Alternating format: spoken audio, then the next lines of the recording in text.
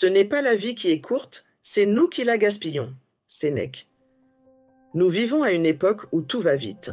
Les émotions s'emballent, les opinions s'expriment plus vite qu'elles ne se forment. Un mail non lu devient une urgence.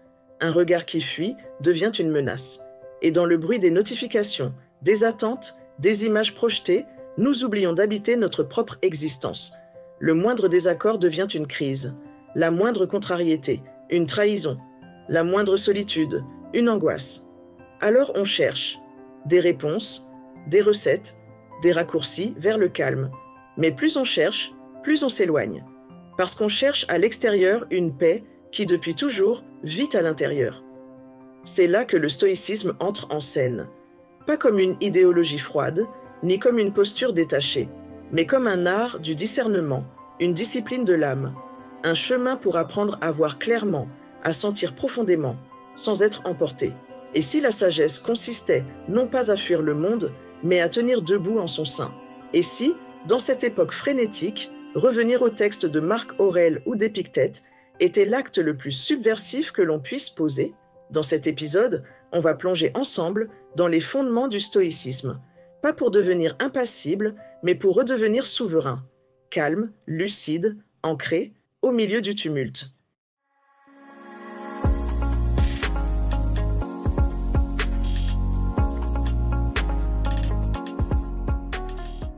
Origine du stoïcisme. Une philosophie née au cœur du chaos. Imagine Athènes au IIIe siècle avant Jésus-Christ. Une ville brillante mais bouleversée. L'âge d'or de la démocratie est déjà loin. Platon est mort depuis un siècle, Aristote aussi. L'empire d'Alexandre s'est effondré, laissant derrière lui des royaumes instables, des ambitions démesurées et des citoyens désorientés. C'est dans ce monde agité qu'un homme arrive par bateau. Il s'appelle Zénon de Kition, un marchand chypriote. Mais ce jour-là, ce n'est pas la mer qui le guide. C'est un naufrage. Une tempête a fait chavirer son navire. Il a tout perdu, ses cargaisons, sa fortune, ses plans. Arrivé à Athènes sans rien, il entre dans une librairie, presque par hasard, et découvre un livre de Socrate. Ce n'est pas une révélation mystique, mais un choc intérieur. Il comprend que ce qu'il croyait être une perte est peut-être un commencement. Il se met alors à étudier auprès de plusieurs maîtres, les cyniques, les mégariques, les académiciens. Puis, après des années d'apprentissage, Zénon fonde sa propre école de pensée. Il l'installe sous un portique peint en grec, stoa poikilé, d'où le nom de stoïcisme. Mais attention, contrairement à ce que l'on croit parfois, le stoïcisme n'est pas une philosophie de l'indifférence ou de la froideur. C'est une philosophie de la maîtrise. Oui, mais de la maîtrise juste. Pas celle qui nie les émotions, mais celle qui apprend à les observer, à les comprendre, pour ne plus en être l'esclave. Une philosophie vivante dans la cité. Les stoïciens ne fuient pas la ville. Ils ne s'exilent pas dans des monastères ou des montagnes. Ils sont au cœur de la cité, dans l'agora, les marchés, les tribunaux. Leur sagesse se forge dans le réel, au contact du tumulte humain. C'est ce qui rend leur pensée si précieuse aujourd'hui encore. Elle ne repose pas sur un idéal inaccessible, mais sur une pratique quotidienne, incarnée, presque artisanale. Les trois figures majeures du stoïcisme. Après Zénon, plusieurs penseurs vont faire rayonner la pensée stoïcienne. Mais ce sont trois figures qui vont la graver dans l'histoire et dans nos âmes. Sénèque le sage en pleine cour impériale. Conseiller de l'empereur Néron, philosophe, dramaturge, homme d'affaires, Sénèque incarne la tension du stoïcisme, celle de vivre dans le luxe tout en prônant la simplicité. Dans ses lettres à Lucilius, il livre des réflexions puissantes sur la mort, le temps, l'amitié, la colère. Il écrit comme on murmure à un ami ou comme on se parle à soi-même, avec lucidité mais sans condescendance. Épictète, l'esclave devenu maître. Né esclave en Phrygie, il gagne sa liberté, devient professeur et enseigne à Rome puis en Grèce. C'est lui qui théorise la fameuse dichotomie du contrôle. Il y a ce qui dépend de moi et ce qui n'en dépend pas. Son style est direct, tranchant, parfois provocateur. Il ne cherche pas à plaire, mais à réveiller. Pour lui, la vraie liberté n'est pas politique, elle est intérieure. Marc Aurèle, l'empereur philosophe. Dernier des 5 bons empereurs, Marc Aurèle dirige Rome tout en méditant chaque soir sur sa condition humaine. Ses pensées pour moi-même ne sont pas un livre destiné à être publié. Ce sont des notes, des fragments intimes, presque des prières. Dans un monde en guerre, au sommet du pouvoir, il écrit « Agis comme si tu allais mourir dans l'instant, tout en te comportant comme si tu devais vivre 1000 ans. » Une philosophie pour le tumulte. Ce qu'il faut retenir, c'est que le stoïcisme n'est pas né dans la paix, il est né dans le tumulte. Zénon, Sénèque, Épictète, Marc Aurèle, tous ont été confrontés à la perte, à la souffrance, au pouvoir, à l'injustice. Et c'est de cette confrontation, et non d'une fuite du monde, qu'est née leur sagesse. Aujourd'hui, dans notre monde saturé, bruyant, accéléré, leur message résonne avec une intensité troublante. Car il nous dit ceci: tu n'as pas besoin de changer le monde pour retrouver la paix. Tu as besoin d'apprendre à te tenir droit en son sein. Les grands principes du stoïcisme, l'art de la souveraineté intérieure. Si l'on devait résumer le stoïcisme en un seul mot, ce serait peut-être discernement. Savoir ce qui mérite notre énergie et ce qui n'en vaut pas la peine. Ce que nous devons apprendre à maîtriser et ce que nous devons apprendre à laisser aller. Et pour cela, les stoïciens nous lèguent une boussole mentale d'une puissance rare. Voici les 5 piliers fondamentaux de cette philosophie millénaire, plus actuelle que jamais. La dichotomie du contrôle, distinguer pour se libérer. C'est probablement le cœur du stoïcisme, popularisé par Épictète. Il y a ce qui dépend de moi et ce qui n'en dépend pas. Ce qui dépend de moi, mes jugements, mes intentions, mes réactions, mes efforts. Ce qui ne dépend pas de moi. La météo, la maladie, la reconnaissance des autres, le passé, la mort. Et pourtant, nous passons une bonne partie de notre vie à vouloir changer ce qui ne dépend pas de nous, à vouloir convaincre ceux qui ne veulent pas écouter, à ressasser des erreurs anciennes, à fantasmer un futur qu'on ne contrôle pas.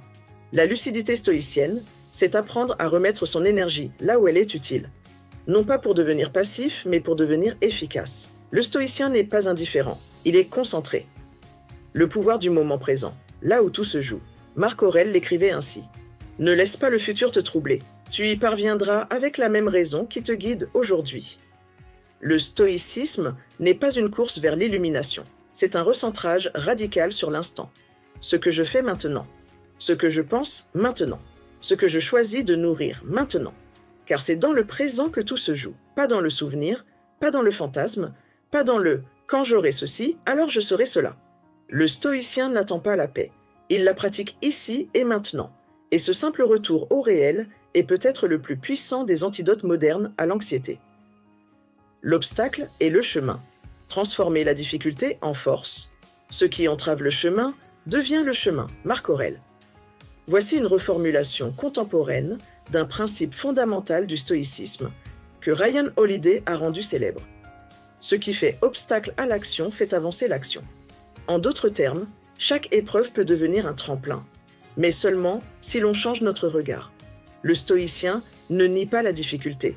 Il ne cherche pas non plus à la fuir.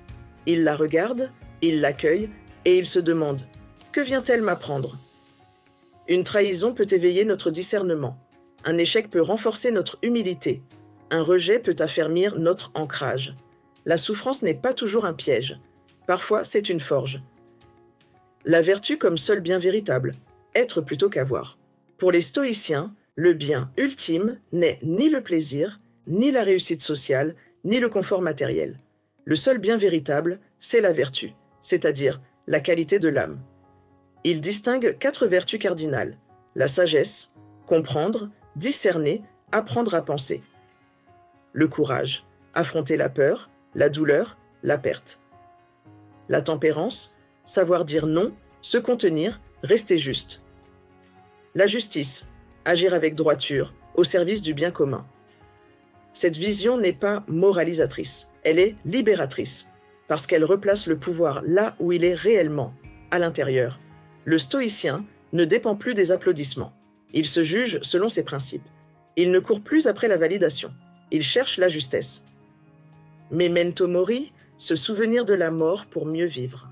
Tu pourrais ne pas te réveiller demain, alors pourquoi continuer à vivre à moitié? Marc Aurèle. Rien n'est plus stoïcien que le rappel de la mort. Non pas pour sombrer dans l'angoisse, mais pour s'éveiller à l'urgence de vivre. Souviens-toi que tu vas mourir.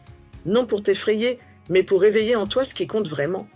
Quand tu sais que le temps t'est compté, tu parles plus vrai, tu aimes plus fort, Tu gaspilles moins d'énergie dans ce qui n'a pas d'importance. Les stoïciens ne fuient pas la mort. Ils en font une alliée, une conseillère silencieuse qui leur rappelle à chaque instant de vivre pleinement. En résumé, le stoïcisme nous apprend à vivre avec les pieds dans la réalité, le cœur ancré dans le présent et l'esprit tourné vers l'essentiel. Ce n'est pas une fuite du monde, mais un retour à soi au milieu du monde. Pourquoi le stoïcisme revient aujourd'hui? Le besoin de repères dans un monde liquide. Les temps changent, mais l'âme humaine reste la même. Depuis quelques années, un mot ancien refait surface dans les podcasts, les livres de développement personnel, les salles de sport, les formations en leadership, le stoïcisme. Ce n'est pas un hasard, c'est une réponse. À quoi? À la fatigue psychique généralisée, à la surstimulation émotionnelle, à l'érosion du sens, dans une époque où l'on a tout, sauf la paix. Un monde saturé, instable, liquide. Le sociologue Zygmunt Bauman appelait notre époque une société liquide. Tout y est changeant, rapide, instable. Les relations sont précaires, les carrières mouvantes, les valeurs floues. Tu peux perdre ton travail en une semaine, être aimé le matin, ghosté le soir, devenir viral aujourd'hui, oublié demain. L'angoisse moderne ne vient pas d'un manque d'opportunités. Elle vient d'un trop-plein, trop de choix, trop d'opinions, trop d'images, trop de bruit et surtout, aucun repère intérieur pour trier, filtrer, décider, tenir.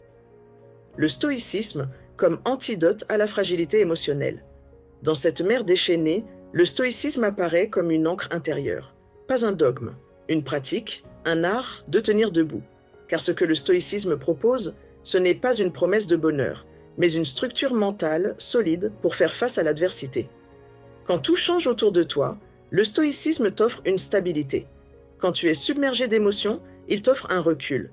Quand tu doutes de ta valeur, il te rappelle que ta vertu suffit. Pourquoi les sportifs, les entrepreneurs, les militaires l'adorent? Le stoïcisme n'est plus réservé aux philosophes. Il séduit désormais les leaders, les athlètes de haut niveau, les artistes et même les forces spéciales.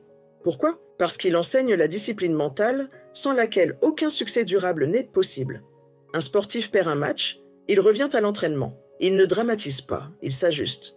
Un entrepreneur essuie un échec, il ne s'effondre pas. Il analyse, il avance. Un soldat doit agir sous pression, il se centre sur ce qu'il contrôle. Son souffle, son geste, son calme. Le stoïcisme apprend à dominer l'impulsion, à différer la réaction, à agir avec intention. Dans un monde où tout le monde s'exprime, le stoïcien apprend à se maîtriser. Une réponse à la dictature des émotions instantanées.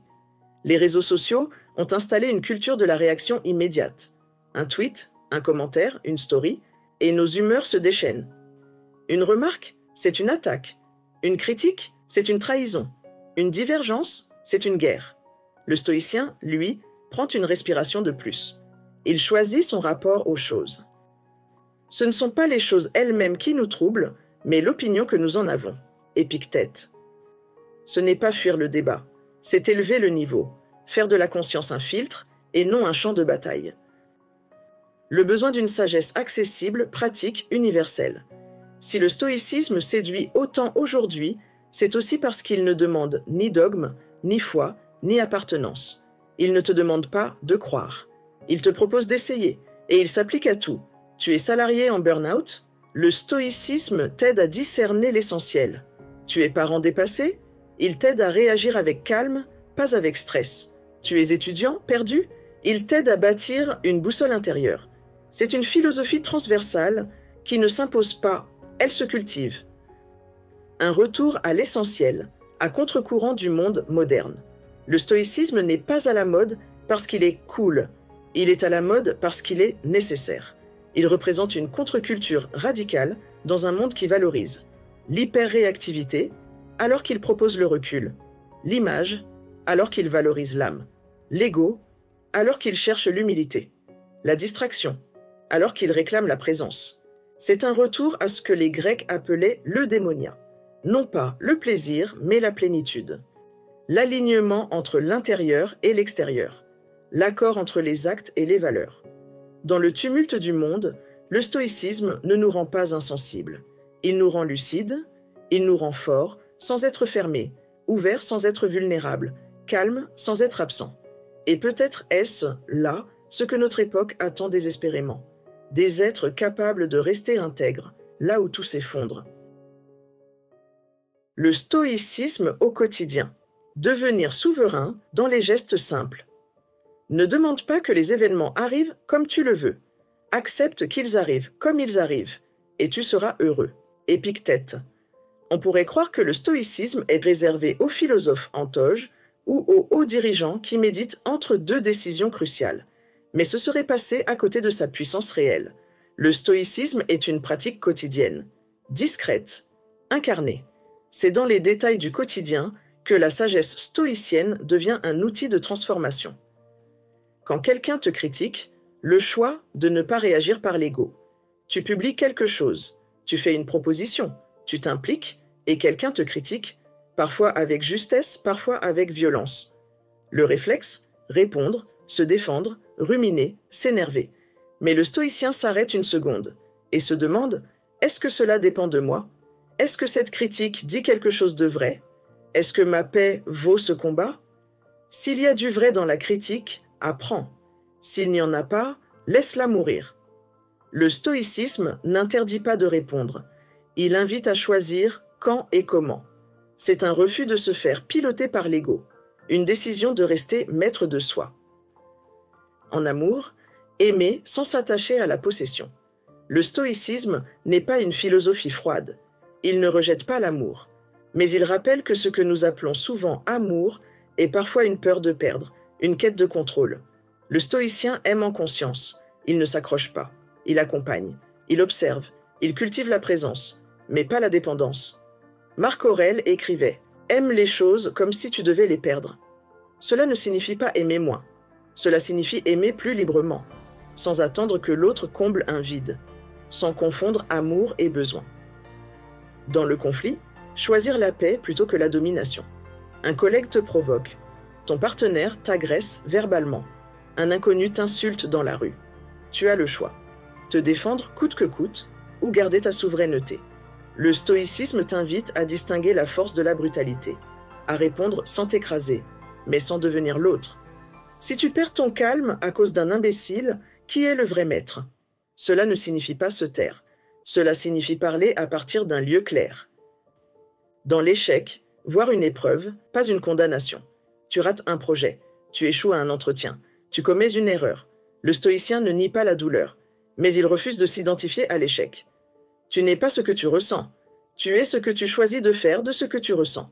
Il apprend, il ajuste, il recommence. C'est ici que le principe, l'obstacle et le chemin, prend toute sa force. L'échec devient le lieu où le caractère se forme. Pas un arrêt, une forge. Créer une pratique stoïcienne quotidienne. Le stoïcisme n'est pas fait pour être lu une fois par an. Il est fait pour être intégré chaque jour. Voici quelques pratiques simples pour le faire vivre.